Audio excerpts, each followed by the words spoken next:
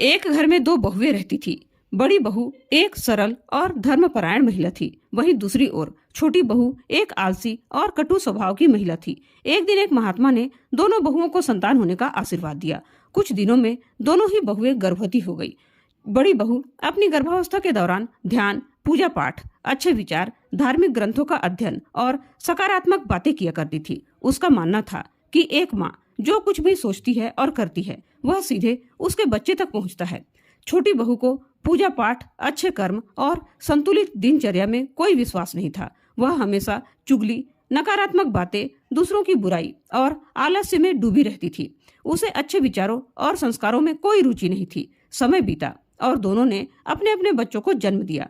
बड़ी बहू के यहाँ एक तेजस्वी और बुद्धिमान पुत्र ने जन्म लिया जो बालपन से ही समझदार और ज्ञान प्राप्ति में रुचि लेने वाला था, जबकि छोटी बहू के पुत्र का स्वभाव उसकी माँ की तरह ही आलसी, नकारात्मक और उद्दंड था।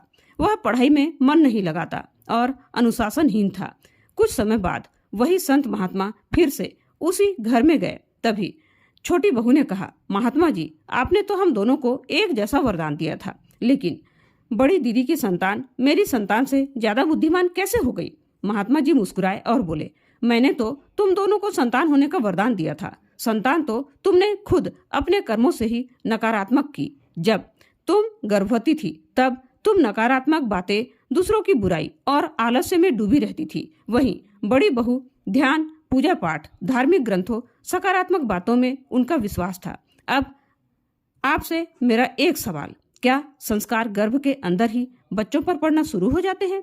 अपने विचार कमेंट करके जरूर बताइएगा। धन्यवाद।